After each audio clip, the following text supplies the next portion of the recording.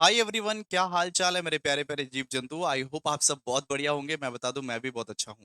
दोस्तों, हमने जीएसटी का वन शॉट शुरू किया था और इनडायरेक्ट टैक्स का हम लोग ने जीएसटी का अभी वन शॉट शुरू किया है। और अपने लोग ने basic concept of indirect tax and GST बहुत बढ़िया तरीके से, खूबसूरत तरीके से कर लिया भाई। आप देख सकते हो, बेसिक कंसेप्ट का वीडियो आ गया होगा नॉर्मली यूट्यूब पे। आज अपने लोग levy and exemption from GST करेंगे। मतलब लेवी का मतलब क्या होता है बेटा? लेवी का मतलब है कि जीएसटी किस पे लगता है, कौन कौन से ऐसे गुड्स है जो एग्जेम्प्ट है, कौन कौन सा गुड्स पे जीएसटी नहीं लगता, कौन कौन सा गुड्स पे जीएसटी लगता है, कितने क्या रेट्स वगैरह है। ये दिखाता हूं। Levy and exemption of GST आज हम लोग बहुत बढ़िया तरीके से करने वाले हैं। जैसे कि मैंने आप लोगों को बोला है कि जीएसटी के लिए इस बार आप लोग को थियरी ज्यादा पढ़ना पड़ेगा, थियरी ज्यादा आएगा। थियरी और केस बेस्ड क्वेश्चंस भर भर के आएगा। सम्स कम आ रहा है इस बार, ठीक है। तो मतलब अगर मान लीजिए 60 मार्क्स का जीएसटी का पेपर है ना, तो उसमें से 35 मार्क्स का थियरी आएगा। 40 मार्क्स का थियरी आएगा।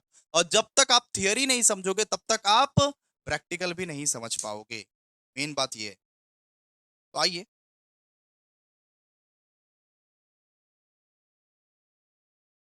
Levy and exemption from GST मतलब कि जीएसटी किस पे लगता है। लेवी मतलब जीएसटी किस पे लगता है। और यहाँ पे देखिए बहुत सारे रेट्स वगैरह सब चीज के बारे में आप लोगों को बताया जाएगा नॉर्मली। और ये टॉपिक मैंने ऑलरेडी क्लासेस में कवर कर दिया है। और वही वीडियो मैं मर्ज करने वाला हूँ, बिकॉज क्लासेस में मैं बहुत जबरदस्त पढ़ाया हूँ। क्लासेस में बहुत जबरदस्त पढ़ाया हूँ, यही आप लोगों को पढ़ना है। याद रखिएगा कि levy and exemption from GST मेरे ई बुक से पढ़िएगा। ई बुक से, मेरे ई बुक से पढ़िएगा, बहुत इंपॉर्टेंट है। 10 मार्क्स का यहाँ से कंफर्म पूछेगा ही पूछेगा, थियरी पूछेगा ही पूछेगा। मेरे ई बुक से पढ़िएगा। ये सब कहाँ मिल सकता है? आप लोगों को टेलीग्राम चैनल पर मिल सकता है। और दादा, लाइक नहीं करो, कमेंट नहीं करो, शेयर नहीं करो ना, तो वन शॉट नहीं लाऊंगा, डिसकंटिन्यू कर दूंगा वन शॉट। तो आप लोगों को बहुत बेहतरीन तरीके से मैं समझाने वाला हूँ, पढ़ाने वाला हूँ। लाइक शेयर कमेंट हो जाना चाहिए। बार बार नहीं बोलूंगा, एक ही बार बोलूंगा, लाइक शेयर कमेंट हो जाना चाहिए। ये चैप्टर मैं चकाचक कर दूंगा। और जीएसटी 2 दिन के अंदर अंदर पूरा खत्म कर देंगे। हर एक वीडियो 2 दिन के अंदर अंदर आ जाएगा आपका यूट्यूब पे वन शॉट। आप लोग प्लीज इसको देख लो, प्लीज इसको कर लो। जब मैंने क्लासेस में एक बार करवा दिया है, तो वापस से आप लोगों को मैं ये टाइम वेस्ट क्यों करूं? तो क्लासेस का ही रिकॉर्डेड मैं आपको दे दे रहा हूं। आप इसको देखिए अच्छे से। और कोई भी डाउट्स हो तो पूछ सकते हैं व्हाट्सएप पे मेरे से, ठीक है। वैसे वो डाउट्स नहीं आएगा। और आप लोग व्हाट्सएप और टेलीग्राम चैनल पर जुड़ के रहिए। Thank you, thank you, thank you so much. Hello everyone, good morning. क्या हाल चाल है मेरे प्यारे प्यारे जीव जंतुओं? तो आई होप आप सब बहुत बढ़िया होंगे। मैं बता दूं, मैं भी बहुत अच्छा हूं। अपने लोग यूनिट नंबर 2 कर रहे थे। और यूनिट नंबर 2 में ऑलमोस्ट ऑलमोस्ट अपने लोग ने सारे के सारे थियरीज को कवर कर लिए थे। अब प्रैक्टिकल पोर्शन थोड़ा बाद में करवाऊंगा। अब चलते हैं यूनिट नंबर 3 में। जितना तक हमने यूनिट नंबर 2 में पढ़ाया था, ऑलमोस्ट सारा थियरी कवर कर दिया था। अब प्रैक्टिकल पोर्शन जो है ना यूनिट नंबर 2 का, वो बाद में होगा। वो बाद में होगा, वो लास्ट में होगा। लेकिन पहले आइए, आज अपने लोग एक नया यूनिट स्टार्ट करने वाले हैं, यूनिट नंबर 3। याद रखिएगा कि यूनिट नंबर 2 का प्रैक्टिकल बाकी है। यूनिट नंबर 2 का प्रैक्टिकल पोर्शन बाकी है, जो कि बाद में अपलोड हो जाएगा। लेकिन पहले यूनिट नंबर 3 पढ़ा रहे हैं, तो पहले यूनिट नंबर 3 पढ़िए। अपने से होशियारी मत कीजिए, अपने से होशियारी मत कीजिए। कि पहले यूनिट नंबर 3 पढ़ना जरूरी है, उसके बाद यूनिट नंबर 4 पढ़ाएंगे। और यूनिट नंबर 4 से आपका समझ चालू होगा। बेटा, आप लोगों को बता दें, हम जीएसटी में ना करीब करीब 30 मार्क्स का थियरी आएगा और 30 मार्क्स का समझ आएगा। जीएसटी 60 मार्क्स का है। जीएसटी 60 मार्क्स का है। उसमें से 30 मार्क्स का जो है ना, वो थियरी ही थियरी है। 30 से 35 मार्क्स का, 25 मार्क्स का ही सिर्फ समझ है। इसीलिए थियरी आपको रट्टा मारना पड़ेगा, याद करना पड़ेगा, कंपलसरी है। नहीं करोगे हम कुछ कर नहीं सकते। हम पढ़ा सकते हैं, हम समझा सकते हैं, याद आपको करना पड़ेगा। तो याद करना शुरू कर दीजिए, बाद में याद नहीं हो पाएगा। बाद में पॉसिबल नहीं है। याद करना शुरू कर दीजिए, अभी से पढ़ना शुरू कर दीजिए, याद करना शुरू कर दीजिए, ठीक है। चलिए आइए। यूनिट नंबर 3 का नाम है levy and exemptions from GST. Levy का मतलब होता है कि जीएसटी कब लगता है। लेवी ऑफ जीएसटी का मतलब क्या होता है कि जीएसटी कब लगता है, जीएसटी कब लगता है और किस पे लगता है। जीएसटी किस पे लगता है, इसको बोलते हैं दोस्तों लेवी। एंड एग्जेम्पशन मतलब कौन कौन सा वो आइटम है जो जीएसटी एग्जेम्प्ट है। कौन कौन सा वो आइटम है जिसपे जीएसटी में एग्जम्पशन मिलता है। ये सब अभी पढ़ने वाले हैं, इस वाले चैप्टर में यही पढ़ने वाले हैं। लेवी ऑफ जीएसटी की जीएसटी कौन कौन सा आइटम पे लगता है, कैसे लगता है, कब लगता है, और कौन कौन सा आइटम पे एग्जम्पशन मिलता है जीएसटी के अकॉर्डिंग, ठीक है। तो आइए, हमने ऑलरेडी आप लोगों को पढ़ा चुका है। देखिए, सबसे पहले बात करेंगे लेवी ऑफ जीएसटी। हमने ऑलरेडी आप लोगों को पढ़ा चुका है कि जीएसटी लगता है सप्लाई ऑफ गुड्स और सर्विसेज और बोथ पे। कि जब सप्लाई होती है यानी जब सेल होती है ऑफ गुड्स या फिर सर्विसेज या फिर बोथ का, उस समय जीएसटी लगती है। सप्लाई के वक्त में जीएसटी लगती है। जब सप्लाई ऑफ गुड्स और सर्विसेज और बोथ हो, उस समय जीएसटी लगती है। ऑलरेडी तो पढ़ा चुके हैं। तो यहां पे देखिए लिखा हुआ है ऑलरेडी कि under GST law in India the basis of charge of GST is given under section 9 of the CGST act. GST is charge on the supply of the goods और सर्विसेज और बोथ। ठीक है, clear है आप लोगों को? इतना तक क्लियर है? ओके। एक होता है फॉरवर्ड चार्ज, एक होता है एक होता है रिवर्स चार्ज। अब अपने लोगों को 2 पॉइंट पढ़ना है। 2 पॉइंट अभी अभी आपको पढ़ाऊंगा, जरा समझिएगा। एक आप लोगों को पढ़ाऊंगा फॉरवर्ड चार्ज मैकेनिज्म, एक होता है रिवर्स चार्ज मैकेनिज्म। ये क्या होता है दोस्तों? ये 2 पॉइंट बहुत इंपॉर्टेंट है, छप के क्वेश्चन आएगा। मतलब रिवर्स चार्ज से तो आएगा ही आएगा। आइए, सबसे पहले बात करते हैं अपने लोग फॉरवर्ड चार्ज। फॉरवर्ड चार्ज का बारे में बात करता है सेक्शन 9। ठीक है, जब ये बायर ये सेलर से कुछ गुड्स पे करता है और सेलर डायरेक्टली बायर से जीएसटी ले लेता है और सेलर बायर से जीएसटी लेके गवर्नमेंट ऑफ इंडिया को पे करता है, उसको बोलते हैं दोस्तों फॉरवर्ड चार्ज। मान लीजिए मैं सेलर हूं, आपने मेरे को कोर्स का फीस पे किया 1200 रुपया, आपने मेरे को 1200 रुपया फीस चार्ज पे किया है। अब मैं उनमें से 200 रुपया गवर्नमेंट को पे कर दूंगा और 1000 रुपया खुद रख लूंगा, तो उसको बोलते हैं दोस्तों फॉरवर्ड चार्ज। फॉरवर्ड चार्ज का मतलब क्या होता है कि जब बायर सेलर से सामान खरीदता है तो बायर एक बार में ही सेलर को दे देता है, ये लो, ये तुम्हारा वाला भी और गवर्नमेंट का वाला भी। और जब सेलर ये बायर के बदले गवर्नमेंट को भरता है जीएसटी, उसको बोलते हैं दोस्तों फॉरवर्ड चार्ज। जब सेलर बायर के बदले गवर्नमेंट को भरता है जीएसटी, उसको उसको उसको अपने लोग क्या बोलते हैं? Forward charge.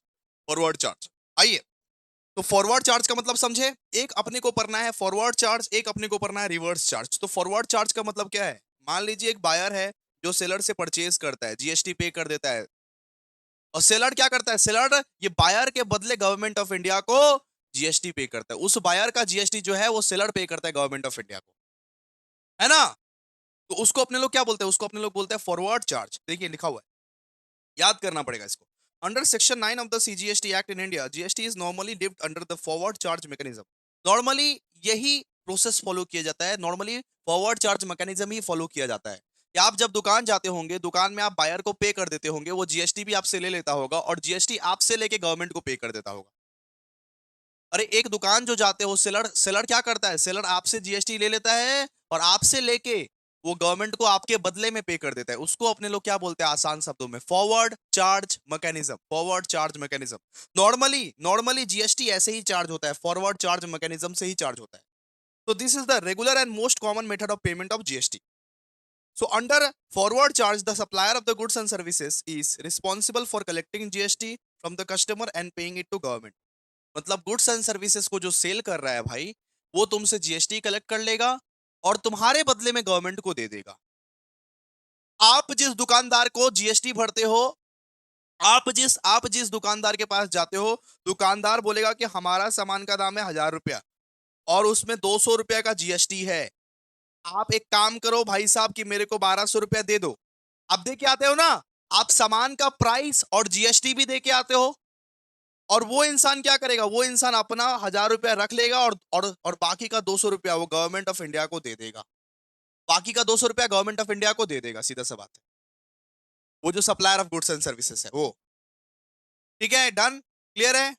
चलिए, तो फॉरवर्ड चार्ज का मतलब supplier of goods and services क्या है? रिस्पॉन्सिबल है आपसे जीएसटी कलेक्ट करने के लिए, आपसे जीएसटी कलेक्ट करके गवर्नमेंट ऑफ इंडिया को वो दे देता है। ठीक है, फिर देखिए फिर लिखा हुआ है हाउ फॉरवर्ड चार्ज वर्क्स। किस किस तरीके से फॉरवर्ड चार्ज किस किस तरीके से फॉरवर्ड चार्ज काम करता है। आपको जितना जितना पढ़ा रहा हूं उतना उतना ही पढ़िए, ज्यादा ज्यादा पढ़ने का दरकार नहीं है। ठीक है, इसका मीनिंग इंपॉर्टेंट है, मीनिंग याद रखिएगा बस। कि द सप्लायर सेल्स गुड्स और प्रोवाइड सर्विसेज। सबसे पहले वो जो सप्लायर है वो या तो गुड्स को सेल करता है या तो वो सर्विस प्रोवाइड करता है। He charges GST on his invoice. वो जीएसटी आपसे चार्ज करता है, वो जीएसटी रजिस्टर्ड होना चाहिए। वो सेलर अगर जीएसटी रजिस्टर्ड नहीं है तो वो आपसे जीएसटी नहीं ले सकता। ठीक है, and the customer page the value of goods and services plus GST. और कस्टमर जो है वो गुड्स एंड सर्विसेज को भी पे करता है और जीएसटी प्लस करके पे करता है कि 1000 रुपए का गुड्स है और 200 रुपए जीएसटी भी पे किए, ठीक है। And the supplier deposits the collected GST with the government.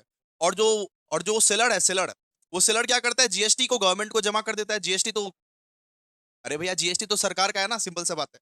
And the supplier files GST returns and reports the transactions. और सप्लायर क्या करता है, जीएसटी रिटर्न फाइल करता है और ट्रांजैक्शंस को रिपोर्ट करता है, ठीक है। अब इसका क्या क्या रिस्पॉन्सिबिलिटी है, responsibility under forward charge. Supplier को हमेशा जीएसटी कलेक्ट करना चाहिए। सप्लायर का मतलब क्या है, सेलर, सेलर को हमेशा जीएसटी कलेक्ट करना चाहिए। Supplier must collect GST. फिर वो supplier must issue a proper tax invoice, हमेशा उसको प्रॉपर टैक्स इनवॉइस इशू करना चाहिए। फिर supplier must pay GST within the due date, अपना ड्यू डेट के अंदर अंदर ही जीएसटी उसको पे करना पड़ेगा। And supplier must file regular GST returns. ये इसकी रिस्पॉन्सिबिलिटीज है, किसकी सर, सेलर की। तो सिंपल सा बात है, एक समरी में अगर बात किया जाए तो फॉरवर्ड फॉरवर्ड चार्ज मैकेनिज्म क्या होता है, forward charge mechanism. Forward charge mechanism का मतलब होता है कि जब सेलर एक कस्टमर से उसका गुड्स का प्राइस भी ले लेता है और जीएसटी भी ले लेता है और जीएसटी कस्टमर से लेके गवर्नमेंट ऑफ इंडिया को जमा कर देता है, सेलर बायर के बदले जीएसटी लेके गवर्नमेंट ऑफ इंडिया को जमा करता है, उसको क्या बोलते हैं, forward charge mechanism, forward charge mechanism, ठीक है। अब आप बोलोगे सर रिवर्स चार्ज मैकेनिज्म क्या होता है, रिवर्स चार्ज मैकेनिज्म क्या होता है। रिवर्स चार्ज मैकेनिज्म मतलब कि अगर बायर वो सेलर को सिर्फ उसका गुड्स का प्राइस ही दे, सुनिए, सुनिए जरा ध्यान से। अगर बायर वो सेलर को अपना सिर्फ गुड्स का प्राइस ही दे, गुड्स का प्राइस ही दे, उसका जो सामान का प्राइस है वही दे सिर्फ, और जीएसटी वो खुद से गवर्नमेंट को दे। अगर बायर डायरेक्टली गवर्नमेंट को जीएसटी पे कर दे जाके, ये लो भाई साहब जीएसटी, उसको बोलते हैं अपने लोग रिवर्स चार्ज मैकेनिज्म। ये बहुत रेयर देखने को मिलता है, बहुत कम देखने को मिलता है इंडिया में, कि अगर बायर वो सेलर को बोले कि तू अपना सामान का प्राइस लेने से मतलब रख, मैं खुद जीएसटी पे कर दूंगा गवर्नमेंट को, मैं खुद जीएसटी पे कर दूंगा गवर्नमेंट को। तो रिवर्स चार्ज मैकेनिज्म में क्या होता है कि बायर डायरेक्टली जीएसटी पे कर देता है गवर्नमेंट को, वो इंटरमीडिएट का यूज नहीं करता, वो सेलर का यूज नहीं करता, वो बायर बोलता है कि मैं खुद जीएसटी पे कर दूंगा गवर्नमेंट को, तू बस अपना सामान का पैसा रख। ए सेलर, ए दो कौड़ी का सेलर, तू बस अपना सामान का पैसा रख, मैं डायरेक्टली गवर्नमेंट को पे कर दूंगा जीएसटी। उसको बोलते हैं दोस्तों reverse charge mechanism, reverse charge mechanism, उसको आरसीएम बोलते हैं, ठीक है। देखिए जरा ध्यान से, under GST law in India the reverse charge mechanism is a special system where the responsibility to pay GST shift from supplier to the recipient of the goods and services. मतलब buyer of goods and services खुद जब जाके directly government को जब GST पे कर देता है, उसको क्या बोलते हैं, रिवर्स चार्ज मैकेनिज्म, ठीक है, क्लियर है। तो normally the supplier collects and page GST. अब नॉर्मल केसेस में आप क्या देखते हो कि सेलर ही आपका मतलब आप नॉर्मल केस में क्या देखते हो कि सेलर ही आपसे सब कुछ कलेक्ट करता है और वही आपके बदले में जीएसटी पे करता है।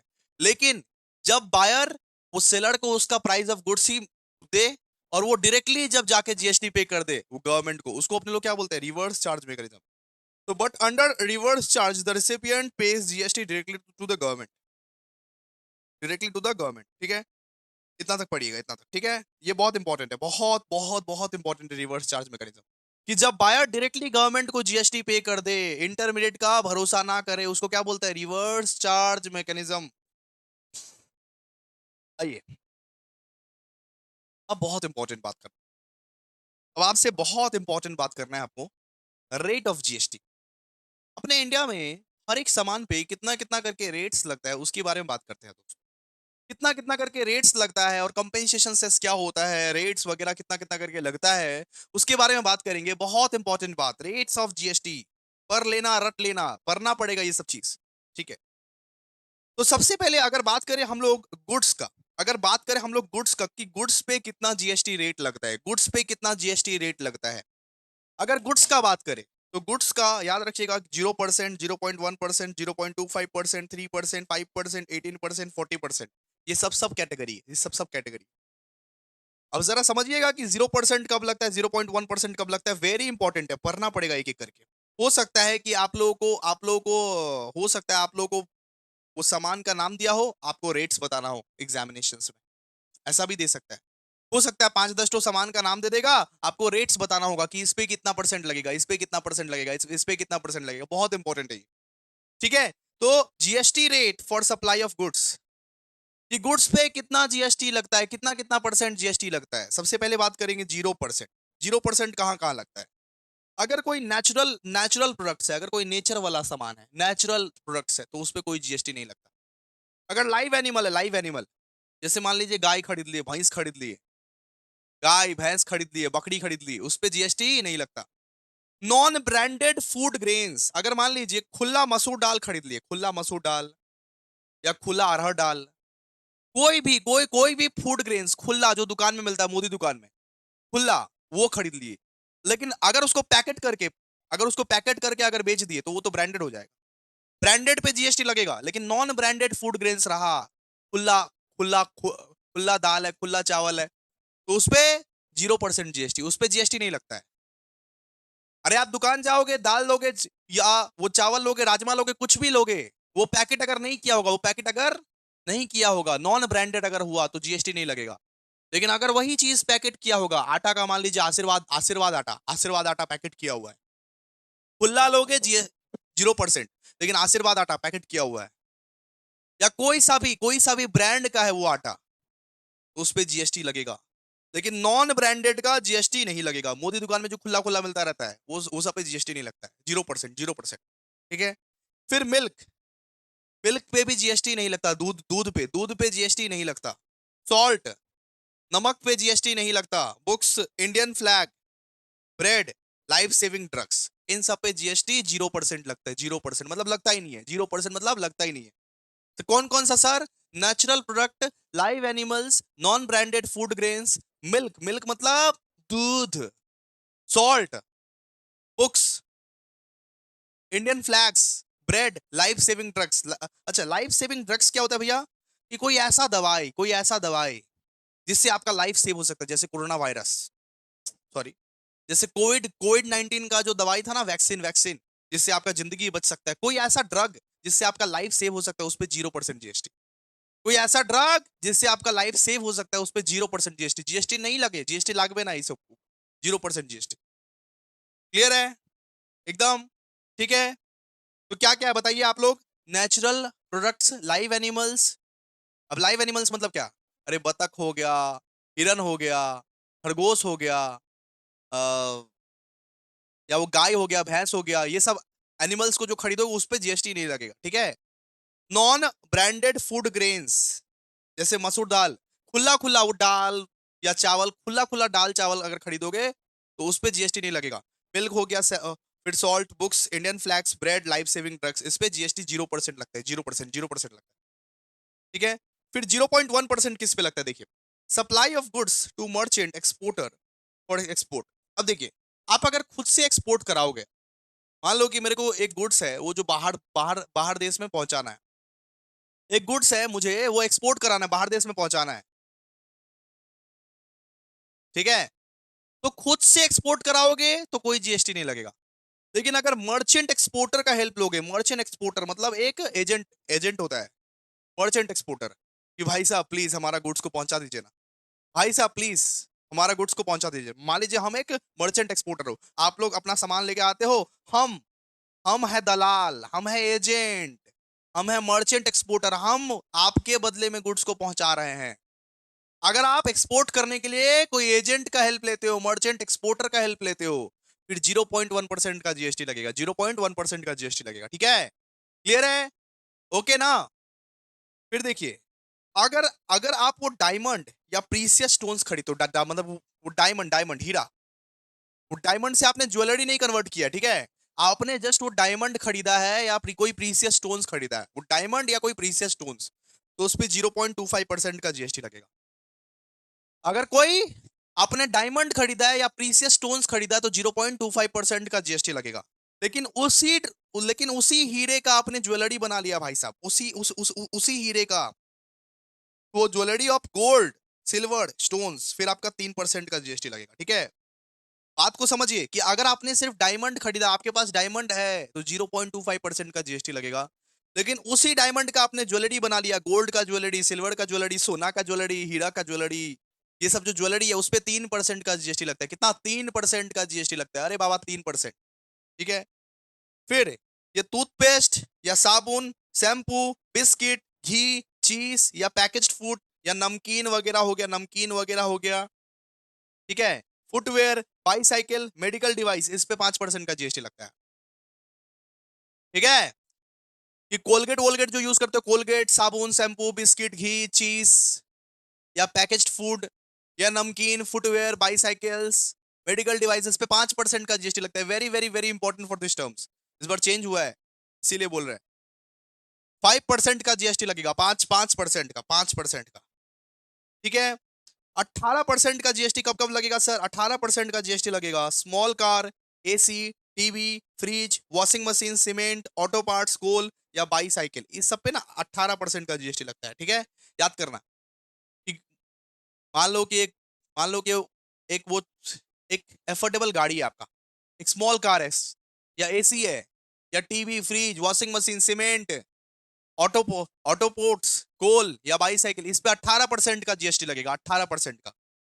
और 40% का जीएसटी लगेगा अगर आपका लग्जरी कार है, लग्जरी कार मतलब वो लग्जरी कार, एसयूवीज हो गया, लग्जरी लग्जरी कार हो गया, जितना भी लग्जरी कार हो गया उस पे 40% का जीएसटी लगता है। या तो अरेटेड ड्रिंक्स मतलब ड्रिंक्स में कुछ अलग ही फ्लेवर्स मिलाना, उस पे भी आपका 40%। अरे दारू वाड़ू, वाइन, सॉरी कुछ अलग बोलते हैं, नहीं नहीं नहीं, ये नहीं। अच्छा अच्छा, सॉरी सॉरी सॉरी, अरे अल्कोहल पे तो सर जीएसटी ही नहीं लगता, क्या बोल रहे हैं आप, सुनिए। अरेटेड अरेटेड ड्रिंक्स का मतलब जो आप ये थम्स अप पीते हो ना, थम्स अप, कोका कोला, उसको बोलते हैं अरेटेड ड्रिंक्स, ठीक है। अरेटेड ड्रिंक्स का मतलब क्या होता है कि थम्स अप हो गया, कोका कोला हो गया, Fanta, Mountain Dew, seven up, ये सब हो गया अरेटेड ड्रिंक्स, ठीक है। उस पे 40% का जीएसटी लगेगा, 40%, ठीक है। फिर पान मसाला, अगर आप पुड़िया पुड़िया खाते हो, पुड़िया पुड़िया, गुटका गुटका खाते हो, अगर आप पुड़िया खाते हो, गुटखा खाते हो, 40% का जीएसटी लगता है। तो प्राइवेट प्राइवेट एयरक्राफ्ट, अगर अपने लिए मान लीजिए प्राइवेट एयरक्राफ्ट लाने वाले हो आप, तो 40% का जीएसटी। रेसिंग कार्स वगैरह लाने वाले, लग्जरी लाइफ जीते हो, 40% GST. Luxury cars, SUV, racing cars, private aircraft, luxury कुछ भी सामान खरीदते हो, 40% जीएसटी। नाम याद करके रखिएगा इस सब का, नाम याद करके रखिएगा इस सब, ठीक है। क्लियर है? तो अभी अपने लोग बात किए कि कौन कौन सा गुड्स पे कितना कितना रेट्स का जीएसटी लगेगा। सबसे पहले बात किए 0%, फिर बात किए 0.1%, 0.25%, 3%, 5%, 18% और 40%। आप लोग याद कीजिएगा, आप लोग, समझाने का कुछ नहीं है इसमें, याद करना है, ठीक है। फिर बात करते हैं कि कौन कौन सा सर्विसेज पे कितना जीएसटी रेट लगता है। अब सर्विसेज का बात करेंगे, इस कि अगर सप्लाई ऑफ सर्विसेज हो रहा है तो कौन कौन सा सर्विसेज पे कितना परसेंट जीएसटी रेट लगेगा। तो दोस्तों, अगर आप कोई एलआईसी पॉलिसी लेते हो या हेल्थ इंश्योरेंस पॉलिसी या जीआईसी वगैरह कुछ लेते हो तो 0% जीएसटी रेट, कुछ भी जीएसटी नहीं लगने वाला, ठीक है। इस बार अमेंडमेंट आया है। अगर मान लो कि कोई एलआईसी लिए हो या हेल्थ इंश्योरेंस लिए हो या कोई भी जीआईसी लिए हो तो 0% जीएसटी रेट, जीएसटी नहीं देना पड़ेगा, 0%, 0%, 0%, ठीक है। फिर बात करेंगे कि construction of affordable residential apartments, एक एफोर्डेबल मतलब एक एफोर्डेबल एफोर्डेबल घर बना रहे हो तुम, एफोर्डेबल एफोर्डेबल रेसिडेंशियल अपार्टमेंट्स बना रहे हो जो सब कोई अफोर्ड कर पाए, मिडिल मिडिल क्लास लोगों के लिए, तो 1.5% का आपका जीएसटी लगेगा, 1.5% का आपका जीएसटी लगेगा, ठीक है। एफोर्डेबल रेसिडेंशियल अपार्टमेंट्स का मतलब कि जो हर मिडिल क्लास लोग अफोर्ड कर पाए, इतना भी लग्जीरियस नहीं, लग्जीरियस नहीं, एफोर्डेबल रेसिडेंशियल अपार्टमेंट बोला यहाँ, तो उस पर 1.5% का जीएसटी लगेगा, ठीक है। ये तो हो गया already, jewellery jewellery making services. तो अगर मान लो कि कोई ज्वेलरी वगैरह है तो उस पर 3% का जीएसटी लगेगा, मतलब कि ज्वेलरी पे कुछ काम कर रहे हो, ज्वेलरी व्वेलरी बना रहे हो, अगर गोल्ड का ज्वेलरी या सिल्वर का ज्वेलरी, तो उस पर 3% का जीएसटी लगेगा। ये सब तो पता है ना आप लोगों को, ओके। फिर देखो, अगर आप जिम जाते हो, सैलून जाते हो, barber, yoga, wellness wellness services, hostel accommodations, hostel hostel accommodations, up to 7500 आपका 5% जीएसटी लगेगा। अप टू 7500 आपका 5% जीएसटी लगेगा। जिम जाते हो, सलून जाते हो, बार्बर जाते हो, योगा जाते हो, तो अप टू 7500 मतलब 7500 तक 5% तक का जीएसटी आप लोगों का लगेगा। क्लियर है? फिर construction of residential apartment other than affordable, ठीक है। अब construction of residential apartment other than affordable, अगर मान लो अफोर्डेबल रेसिडेंशियल अपार्टमेंट नहीं बना रहा, थोड़ा मतलब कि थोड़ा मान लो लग्जरी टाइप का बना रहा है, ठीक है।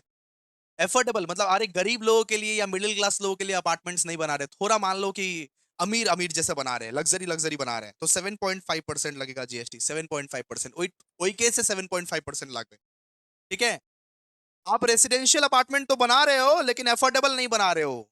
एफोर्डेबल मतलब सस्ता सुंदर टिकाऊ नहीं बना रहे हो, थोड़ा महंगा बना रहे हो, लग्जरी बना रहे हो, 7.5% लगेगा आपका जीएसटी। ठीक है, डन। ओके। फिर रेस्टोरेंट के सर्विसेज में या फिर रेस्टोरेंट के सर्विसेज में या बैंकिंग एंड फाइनेंशियल के सर्विसेज में, एजुकेशन बोल सकते हो, एजुकेशन में भी 18% जीएसटी लगता है भाई। ठीक है, रेस्टोरेंट बोल लो या टेलीकॉम बोल लो, बैंकिंग एंड फाइनेंशियल सर्विस बोल लो, एजुकेशन बोल लो, उस पर 18% जीएसटी लगता है, 18% जीएसटी। ठीक है। और और मान लो कि कसिनो वसिनो जाते हो, ऑनलाइन ऑनलाइन ऑनलाइन गेमिंग करते हो, कसिनो जाते हो, बेटिंग करते हो, लग्जरी रेंटल सर्विसेज लेते हो, उस पर 40%। कसिनो वगैरह जाते हो, ऑनलाइन गेमिंग करते हो, बेटिंग करते हो, लग्जरी रेंटल सर्विसेज देते हो, तो 40% का जीएसटी लगेगा, 40% का जीएसटी। ठीक है। फिर बात करते हैं कि कंपेंसेशन सेस। अब बात करेंगे कंपेंसेशन सेस ये क्या होता है सर। तो कंपेंसेशन सेस अभी अप्लीकेबल नहीं है। So compensation cess is not applicable from December 2025। अभी अभी अप्लीकेबल नहीं है, अभी आपके लिए अप्लीकेबल नहीं है। लेकिन फिर भी अगर पूछ लिया तो उसके लिए पढ़ा रहा है। फिर भी अगर पूछ लिया तो उसके लिए पढ़ा रहा है। तो कंपेंसेशन सेस, ये 5 सामान पे कंपेंसेशन सेस लगाया गया, मतलब एक्स्ट्रा एक्स्ट्रा लगाया गया। एक्स्ट्रा 14% का एक्सेस लगाया गया, उसको बोलते हैं दोस्तों कंपेंसेशन सेस। अरे उस सरकार के द्वारा 5 ऐसा सामान है जिसपे एक्स्ट्रा 14% का कंपेंसेशन सेस लगाया गया। 14% का कंपेंसेशन सेस लगाया गया। तो क्यों लगाया गया? क्योंकि स्टेट गवर्नमेंट लोग ना भड़क रहे थे, बोल रहे थे हमारा क्या होगा अगर सब कोई जीएसटी जीएसटी करने लगेगा, हमारा क्या होगा, हम लोग का भी तो घर देखना है। तो इसीलिए कुछ यूनिफॉर्म के लिए, जिससे स्टेट गवर्नमेंट भी रेवेन्यू कमाए, इस वजह से कंपेंसेशन सेस लगाया गया। तो कंपेंसेशन सेस का मतलब जीएसटी तो लगेगा ही, लेकिन 5 ऐसे सामान पे एक्स्ट्रा 14% लगाया जाएगा। एक्स्ट्रा 14%। किस किस पे सर? वो टबैको पे। तो ऑलरेडी ऑलरेडी वो टबैको पे 18% का जीएसटी तो लगेगा ही, लेकिन 14% और लगेगा। कितना परसेंट हो गया फिर? 18 + 14। 18 + 14 कितना परसेंट हो गया? 32। ठीक है। और एक ये पान मसाला, 18% तो लगेगा ही, 14% एक्स्ट्रा लगेगा, 14% एक्स्ट्रा लगेगा, जिससे स्टेट गवर्नमेंट भी कुछ कमा सके, रेवेन्यू कमा सके। फिर कोल हो गया, मोटर कार हो गया, कोल हो गया, कोयला वोयला।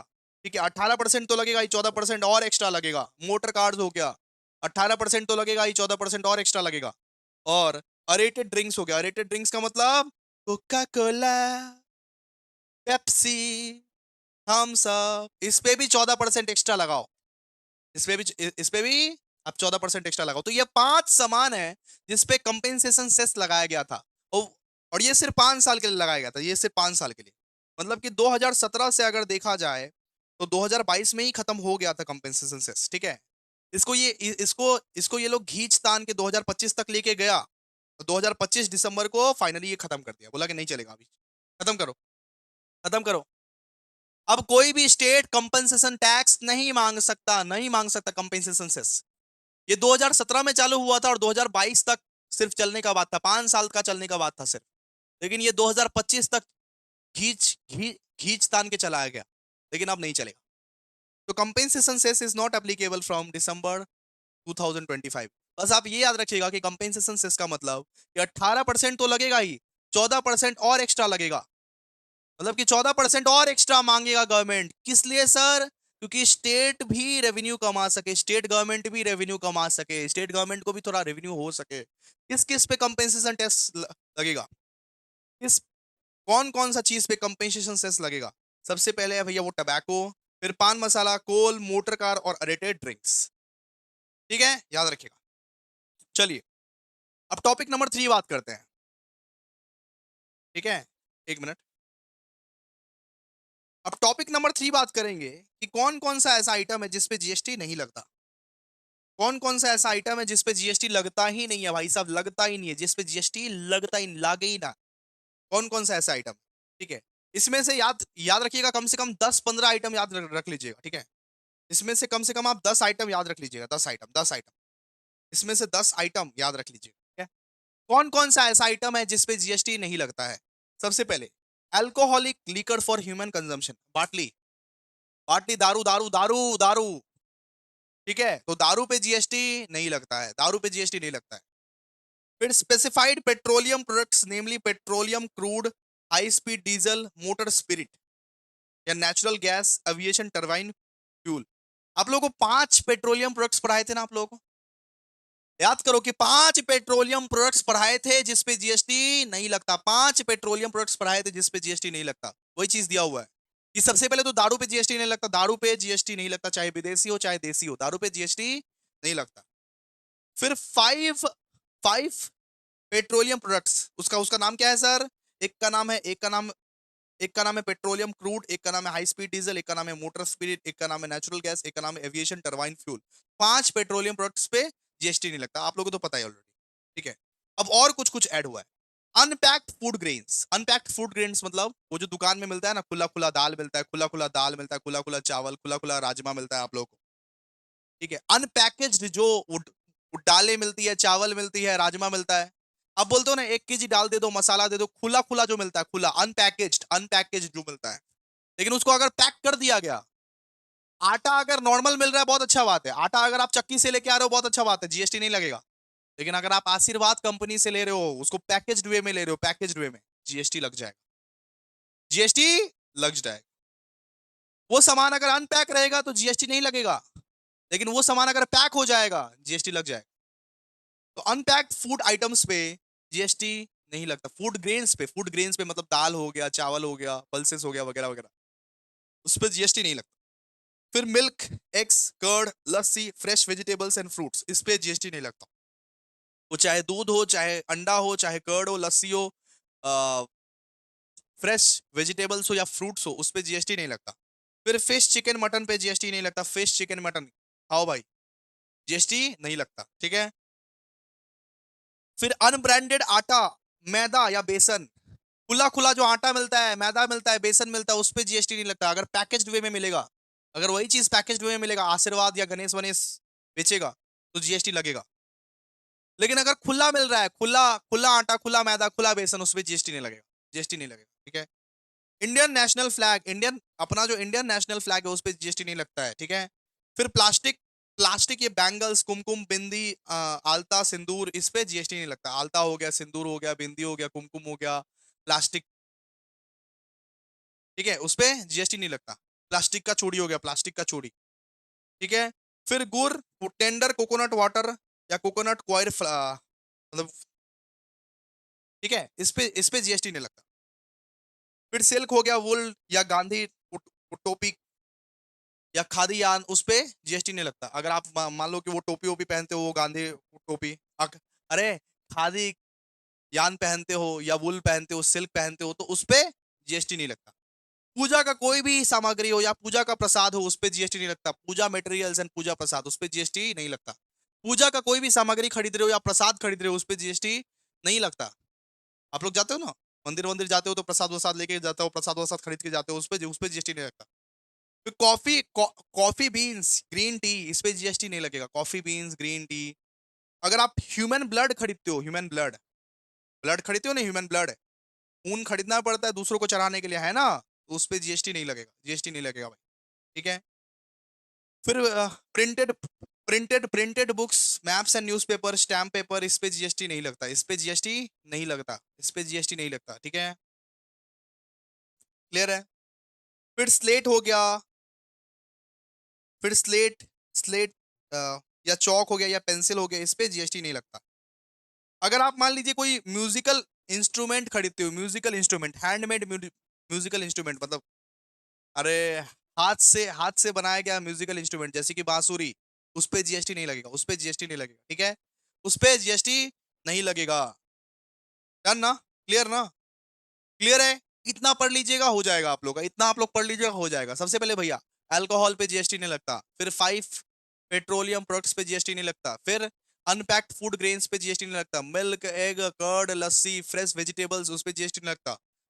फिश, चिकन, मटन पे जीएसटी नहीं लगता। अनब्रांडेड अनब्रांडेड आटा वाटा है, उस पे जीएसटी नहीं लगता। ठीक है, क्लियर है। आटा, मैदा या बेसन, खुला आम बेच रहा है, खुला खुला बेच रहा है, अरे पैकेज नहीं बेच रहा है, उस पर जीएसटी नहीं लगता। इंडियन नेशनल फ्लैग, जीएसटी नहीं लगता। अगर प्लास्टिक प्लास्टिक का छूट गया, प्लास्टिक का बैंगल बैंगल है, कुमकुम है, कुमकुम, बिंदी, अलता, सिंदूर, उस पे जीएसटी नहीं लगता। कोकोनट का कुछ भी है उस पे जीएसटी नहीं लगता। सिल्क, वुल या गांधी टोपी अगर आप पहनते हो जीएसटी नहीं लगेगा। पूजा मटेरियल्स, पूजा का सामग्री या पूजा का प्रसाद, उस पे जीएसटी नहीं लगता। कॉफी बीन्स, ग्रीन टी पे जीएसटी नहीं लगता। ह्यूमन ब्लड्स पे जीएसटी नहीं लगता। प्रिंटेड प्रिंटेड बुक्स, मैप्स, कम से कम इसका 10 याद करिएगा, 10, मतलब 10, 1 2 ऐसे करके 10, ठीक है, हो गया। चलिए, अब बात करते हैं कि कौन कौन सा सर्विसेज जो है, कौन कौन सा सर्विसेज जो है वो एग्जेम्प्ट है जीएसटी से। बहुत इंपॉर्टेंट है। कौन कौन सा सर्विसेज जो है वो एग्जेम्प्ट है जीएसटी से, कौन कौन सा सर्विसेज एग्जेम्प्ट है जीएसटी से।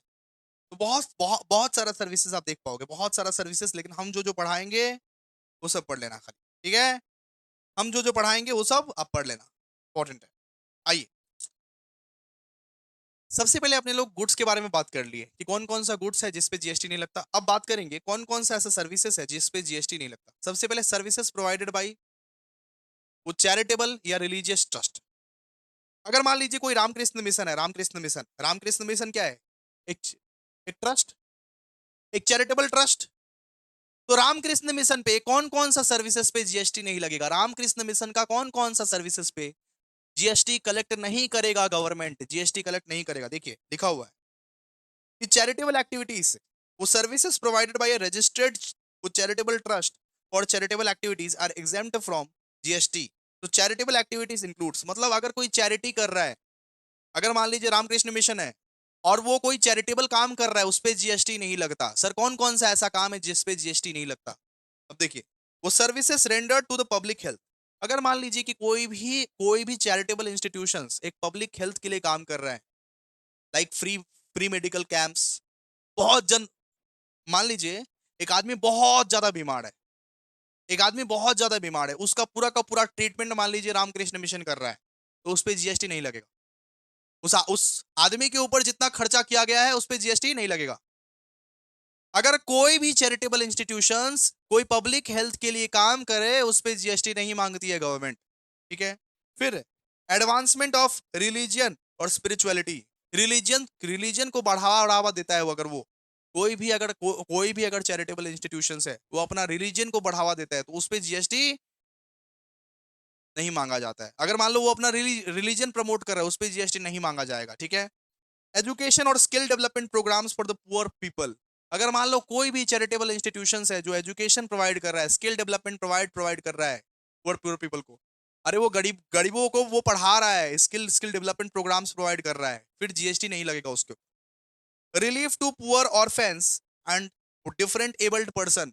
सिंपल सा बात है कि अगर कोई चैरिटेबल इंस्टीट्यूशंस है जो गरीब को देखता है, ऑर्फेन्स को देखता है, वृद्धाश्रम हो गया या अनाथालय हो गया, उस पे जीएसटी नहीं मांगा जाएगा, ठीक है।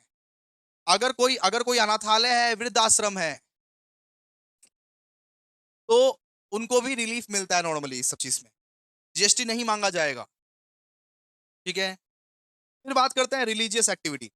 सबसे पहले तो हम लोग तो पढ़ लिए कि चैरिटेबल एक्टिविटीज में अगर कोई भी आप चैरिटी करते हो, कोई भी आप चैरिटी करते हो या चैरिटेबल इंस्टीट्यूशंस चलाते हो, उस पे जीएसटी नहीं मांगा जाएगा। और रिलीजियस एक्टिविटीज का क्या सर, रिलीजियस एक्टिविटीज का, तो रिलीजियस एक्टिविटीज में लिखा हुआ है कि services by religious trust related to religious ceremonies are exempt. For example conducting rituals या कंडक्टिंग रिलीजियस पीस। अगर मान लो कि कोई वो सेरेमनी कर रहे हो, आप रिलीजियस वो सेरेमनी कर रहे हो, मान लीजिए कि कोई महाकथा हो रहा है रामकृष्ण मिशन में, मान लीजिए कोई महाकथा हो रहा है, कोई सेरेमनी हो गया, कोई फंक्शंस आप ऑर्गेनाइज कर रहे हो, उस पर जीएसटी नहीं मांगा जाता है, ठीक है। कोई मान लीजिए रिलीजियस सेरेमनी हो रहा है, मान लीजिए रामनवमी मना रहा है कोई, ठीक है। मान लीजिए रामकृष्ण मिशन में कोई मान लीजिए रिलीजियस वो सेरेमनी कर रहा है, फंक्शंस कर रहा है, ऑर्गेनाइज कर रहा है कुछ कुछ, तो उस पे जीएसटी नहीं मांगा जाता है, ठीक है। तो conducting religious rituals and renting of religious place for general public, general public, मतलब कि मान लीजिए कि कोई एक रिलीजियस प्लेस को जनरल पब्लिक के लिए, अरे आप देखते हो ना कथा वथा करता रहता है, मतलब प्रेमानंद प्रेमानंद जी महाराज या कोई सा भी अगर बाबा कथा वथा करता रहता है, रिलीजियस प्लेस को हायर किया है, वहां बहुत सारी पब्लिक आ रही है, बहुत सारी पब्लिक कथा वथा सुन रहा है, रिलीजियस वो सेरेमनी हो रहा है, कुछ ना कुछ रिलीजियस वहां पे फंक्शंस वगैरह हो रहा है, तो उस पे जीएसटी नहीं लगता, उस पे जीएसटी नहीं लगता, उस पे जीएसटी नहीं लगता, ठीक है। लेकिन अगर वही सारे ट्रस्ट अगर वो कमर्शियल सर्विसेज प्रोवाइड करना शुरू कर दे, कमर्शियल सर्विसेज, अगर वो कमर्शियल सर्विसेज प्रोवाइड करना शुरू कर दे, अगर बिजनेस करना शुरू कर दे, ये हॉल्स वॉल्स को रेंट वेंट करना शुरू कर दे, मान लीजिए रामकृष्ण मिशन का जो हॉल है वो दूसरों को रेंट करना शुरू कर दिया, रामकृष्ण मिशन का जो हॉल वॉल है वो दूसरों को रेंट वेंट करना शुरू कर दिया कि आओ यहाँ पे अपना प्रोग्राम प्रोग्राम करो और चले जाओ, फिर उसका जीएसटी लगेगा भाई, उसका जीएसटी लगेगा। लेकिन उस हॉल में वो खुद ही प्रोग्राम वगैरह कर रहा है, खुद ही वो प्रोग्राम वगैरह कर रहा है, पब्लिक लोगों को बुला रहा है, तो उसका जीएसटी कुछ नहीं लगेगा, ठीक है। लेकिन रामकृष्ण मिशन मान लीजिए अपना ही हॉल को रेंट पे देता है और बोलता है कि आओ अपना अपना प्रोग्राम करो और जाओ, जैसे यहाँ आओ, यहाँ आके अपना वो जनेऊ वनेऊ संस्कार करो, कुछ भी करो और जाओ, फिर उसका उसका जीएसटी लगेगा। अगर कोई भी अगर चैरिटेबल ट्रस्ट खुद का बिजनेस पर्पस के लिए वो हॉल रेंट को देता है, रेंट पे देता है, तो उस पे जीएसटी लगेगा। लेकिन वो अपने लिए काम कर रहा है, अपने लोगों के लिए काम कर रहा है, अपने रिलीजन को प्रचार करने के लिए काम कर रहा है, अपने रिलीजन को प्रमोट कर रहा है, फिर जीएसटी नहीं लगेगा, फिर जीएसटी नहीं लगेगा, ठीक है। डन ना? Clear? ठीक है। Next, agriculture related services. अब एग्रीकल्चर रिलेटेड सर्विसेज में भी जीएसटी नहीं लगता, ना के बराबर ही लगता है, ना के बराबर ही जीएसटी लगता है, ठीक है। आइए, लिखा हुआ है ऐसे करके आप लोग भी लिखिएगा, in in in India agriculture is a very important sector to support farmers and reduce their financial burden, many agricultural related services are exempt from GST. बहुत सारा एग्रीकल्चर सर्विसेज जो है वो जीएसटी से एग्जेम्प्ट है, वो जीएसटी से exempt है, जीएसटी से वो एग्जेम्प्ट है। चलिए आइए, आइए, अब कौन कौन सा एग्रीकल्चरल सर्विसेज जो है वो जीएसटी से एग्जेम्प्ट है, जीएसटी उस पर लगता ही नहीं है। कौन कौन सा एग्रीकल्चरल सर्विसेज जो है उस पर जीएसटी लगता नहीं है, आइए उसको पढ़िए। सबसे पहले लिखा हुआ है कि cultivation of plants and rearing of animals except horses for food, fibre, fuel और अदर एग्रीकल्चरल प्रोडक्ट्स। इसका मतलब है कि खेती करना या पेड़ पौधा उगाना, ठीक है, खेती खेती वेती करना, पेड़ पेड़ या पौधा उगाना, या गाय बकरी भैंस गाय वो सब पालना, ठीक है, या फिर गाय भैंस बकरी बकरी पालना, उस पे जीएसटी नहीं लगेगा। अगर आप खेती करते हो, अगर आप पेड़ पौधा उगाते हो, अगर आप अगर आप अगर आप गाय बकरी या हॉर्सेस कुछ भी आप पालते हो, ठीक है। अच्छा, एक्सेप्ट एक्सेप्ट हॉर्सेस बोला, एक्सेप्ट हॉर्सेस, हॉर्स को छोड़ के कुछ भी अगर आप पालते हो, मान लीजिए मान लीजिए आप कोई भी एनिमल को पाल रहे हो, गाय पाल रहे हो, बकरी पाल रहे हो, मुर्गा पाल रहे हो, तो उस पे जीएसटी नहीं लगता, उस पे जीएसटी नहीं लगता,